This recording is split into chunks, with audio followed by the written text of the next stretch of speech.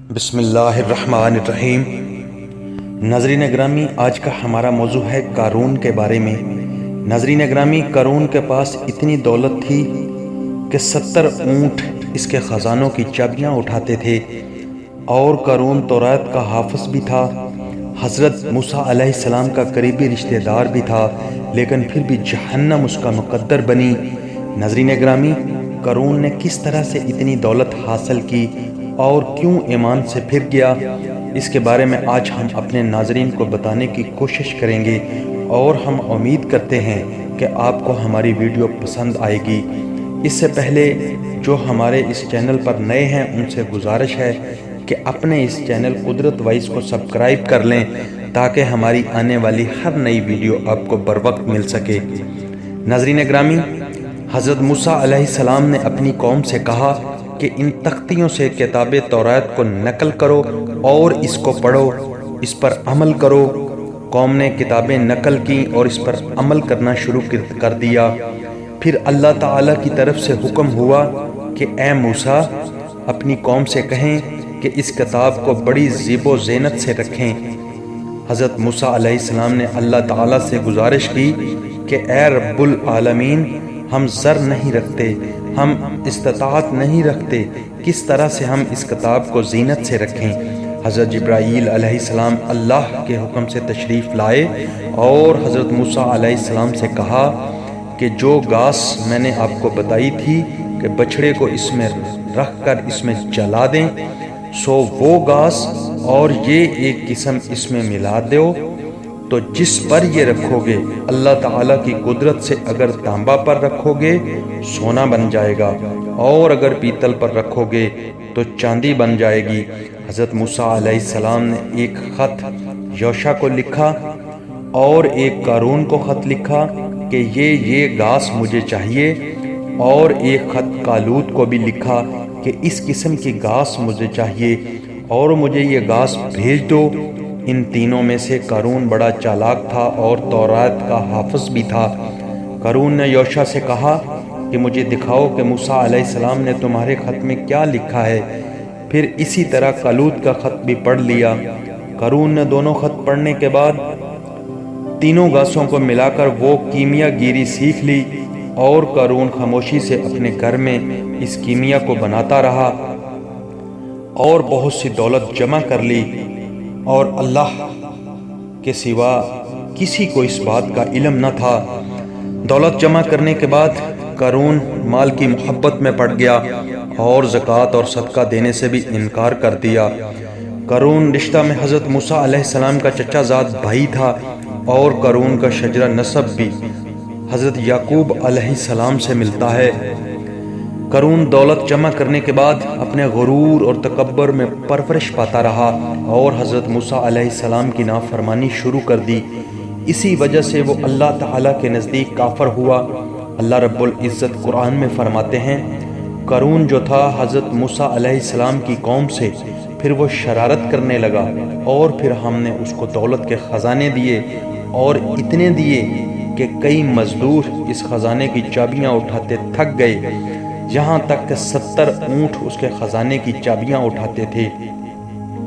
یہ دیکھ کر قوم نے قارون سے کہا، جیسا کہ اللہ تعالیٰ قرآن میں بیان فرماتے ہیں، جب قارون کو اس کی قوم نے کہا مت خوش ہو، اللہ تعالیٰ خوش ہونے والوں کو دوست نہیں رکھتا، اور جو کچھ اللہ نے تجھے دیا ہے اس سے تو اپنا آخرت کا گھر بناؤ، اور ایسا بھی نہ کر کہ اپنا حصہ جو تو دنیا میں لینا چاہتا ہے اس کو چھوڑ دے، یعنی اپنے حصے کے مطابق دنیا میں کھاؤ اور پیو، اور اپنے زیادہ مال سے آخرت کماؤ، اور وہ کام کرو جس سے اللہ تعالیٰ کی مخلوق کو فائدہ پہنچے اور ان پر تیرا احسان ہو، جیسا کہ اللہ تعالیٰ نے احسان کیا تجھ پر، اور اللہ تعالیٰ کی زمین پر فساد مت پھیلا، اللہ تعالیٰ فساد کرنے والوں کو دوست نہیں رکھتا۔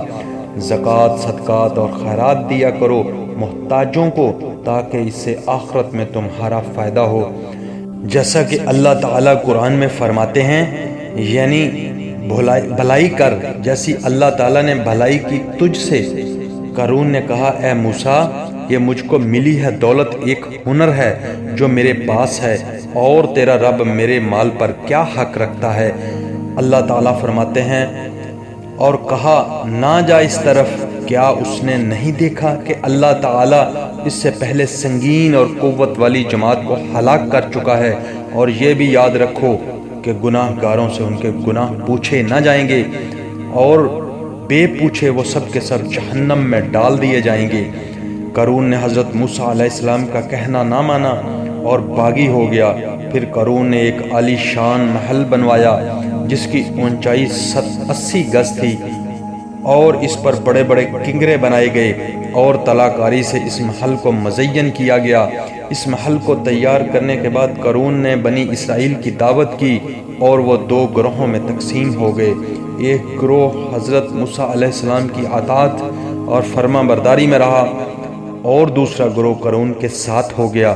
ایک دن حضرت موسیٰ علیہ السلام کی طرف وحی آئی کہ اے موسیٰ، قارون سے کہیں کہ وہ اپنے مال کی زکوٰۃ ادا کرے، اور اس حساب سے ادا کرے کہ 1000 دینار میں سے 1 دینار فقیر اور مساکین کو ادا کرے، اور اگر قارون زکوٰۃ ادا نہ کرے تو وہ مغصوب ہوگا۔ حضرت موسیٰ علیہ السلام کے کہنے پر قارون نے حساب لگایا تو بہت زیادہ زکوٰۃ مال سے نکلتی تھی۔ قارون نے حضرت موسیٰ علیہ السلام سے کہا کہ اے موسیٰ، میں زکوٰۃ ادا کروں یا نہ ادا کروں، تمہیں اس سے کیا مطلب؟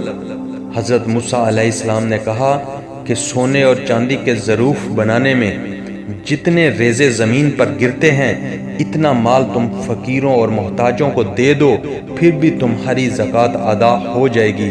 یہ سن کر قارون نے حضرت موسیٰ علیہ السلام سے کہا کہ اگر میں زکوٰۃ ادا کروں تو تمہارا رب مجھے کیا دے گا؟ حضرت موسیٰ علیہ السلام نے کہا کہ اس نیکی کے بدلے میں تمہیں جنت ملے گی۔ قارون نے کہا کہ مجھے جنت سے کیا مطلب؟ قارون غرور اور تکبر میں اس حد تک جا چکا تھا کہ اس نے حضرت موسیٰ علیہ السلام پر ایک الزام لگا کر موسیٰ علیہ السلام کو ذلیل اور رسوا کرنے کا ارادہ کیا، تاکہ لوگوں کے اندر حضرت موسیٰ علیہ السلام کی عزت کو ذلت میں بدلا جا سکے۔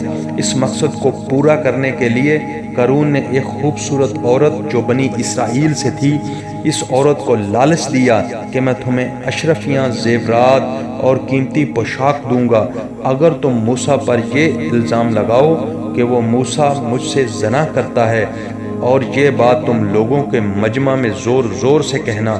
وہ عورت لالچ میں آ گئی اور قارون سے کہا کہ میں یہ سب کچھ کروں گی۔ ایک دن حضرت موسیٰ علیہ السلام منبر پر بیٹھے بنی اسرائیل کے لوگوں کو تبلیغ فرما رہے تھے کہ حلال اور حرام میں کیا فرق ہے، اور یہ بھی بتا رہے تھے کہ جو شخص اپنے مال کی زکوٰۃ اللہ تعالیٰ کے لیے ادا نہ کرتا ہو تو اللہ رب العزت اسے اپنے عذاب میں گرفتار فرمائیں گے، اور جو زنا کرے گا اس کو سنسار کر دیا جائے، اس کے لیے دنیا اور آخرت میں بھی یہی عذاب ہے۔ اتنے میں قارون بھی اس مجلس میں پہنچ گیا۔ قارون نے کہا اے موسیٰ، اگر تم نے زنا کیا ہو تو تمہاری سزا کیا ہے؟ حضرت موسیٰ علیہ السلام نے جواب دیا کہ میرا بھی قتل واجب ہے۔ قارون نے کہا کہ اے موسیٰ، تم نے جو زنا کیا ہے اس کا گواہ موجود ہے۔ قارون نے کہا، اس عورت کو لوگوں کے سامنے پیش کیا اور کہا کہ لوگوں کو بتاؤ کہ موسیٰ نے تم سے کیا بدفعلی کی ہے۔ عورت چاہتی تھی کہ موسیٰ علیہ السلام پر الزام لگائے، لیکن اللہ تعالیٰ کے حکم سے اس کا دل جھوٹ بولنے سے انکاری ہو گیا۔ اس عورت نے کہا اے موسیٰ، تم نیک ہو، اور قارون جو کہہ رہا ہے وہ جھوٹ ہے اور وہ صرف الزام ہے، اور میں اللہ تعالیٰ سے ڈرتی ہوں جھوٹ کہنے سے۔ حضرت موسیٰ علیہ السلام اس بات کو سن کر بڑے متعجب ہوئے اور بے ہوش ہو گئے اور منبر سے نیچے گر گئے۔ اتنے میں حضرت جبرائیل علیہ السلام تشریف لائے اور حضرت موسیٰ علیہ السلام کو اپنی گود میں اٹھا لیا اور ان کو ہر طرح سے تسلی دینے لگے۔ حضرت جبرائیل علیہ السلام نے حضرت موسیٰ علیہ السلام سے کہا کہ اے موسیٰ، اللہ تعالیٰ فرماتے ہیں کہ زمین کو آپ کے حکم کے تابع کر دیا، لہٰذا اب آپ جو چاہتے ہیں قارون کو سزا دے سکتے ہیں۔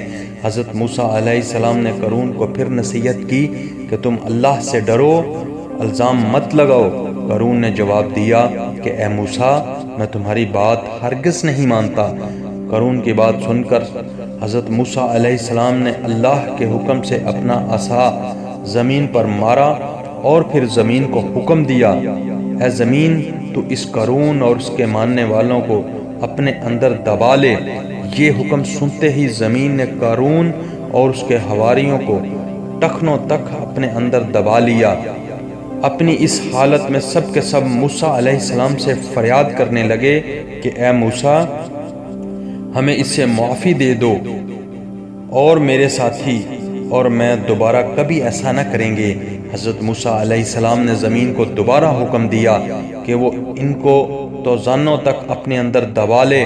ایک روایت میں موجود ہے کہ اس حالت میں قارون نے 70 مرتبہ حضرت موسیٰ علیہ السلام سے معافی مانگی اور اپنے اعمال سے توبہ کی۔ حضرت موسیٰ علیہ السلام غصہ کی حالت میں زمین کو حکم دیتے کہ اے زمین، اسے اپنے اندر اور زیادہ دبا لے، جہاں تک کہ زمین نے ان کو کاندھوں تک دبا لیا۔ حضرت موسیٰ علیہ السلام کے بھائی ہارون نے قارون کو عذاب الہی میں دیکھا تو حضرت موسیٰ علیہ السلام سے کہا، اے بھائی، قارون تو ہماری برادری سے ہے، اسے معاف کر دیں۔ حضرت موسیٰ علیہ السلام نے غصہ سے پھر زمین کو حکم دیا تو زمین نے گلے تک دبا لیا۔ تو قارون نے کہا کہ اے موسیٰ، تم ہماری دولت پر طمع رکھتے ہو، فقراء بنی اسرائیل کو دینے کو۔ جب قارون نے یہ کہا تو اللہ تعالیٰ کے حکم سے سارا خزانہ حضرت جبرائیل علیہ السلام نے اس کے سامنے لا کر رکھ دیا۔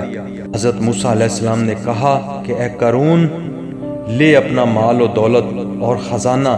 اور پھر حضرت موسیٰ علیہ السلام نے زمین کو حکم دیا کہ سب کچھ اپنے اندر دبا لے۔ زمین نے سب مال اور خزانہ اپنے اندر دبا لیا اور کچھ بھی باقی نہ رہا، جیسا کہ اللہ تعالیٰ فرماتے ہیں، پس دنسا دیا ہم نے قارون کو اور اس کے گھر زمین میں، پس نہ ہوئی اس کے واسطے کوئی جماعت مددگار، اور قارون کوئی مدد نہ لا سکا۔ تو قارون کا یہ حال دیکھ کر باقی لوگ بنی اسرائیل کے خدا کا شکر ادا کرنے لگے۔ ناظرین گرامی، یہ تھا ہمارا آج کا موضوع۔ ہم امید کرتے ہیں کہ آپ کو یہ موضوع پسند آئے گا۔ ویڈیو کو لائک اور شیئر کریں۔ اللہ تعالیٰ آپ سب کو اپنی حفظ و امان میں رکھے۔ اجازت دیجیے، اللہ نگہبان۔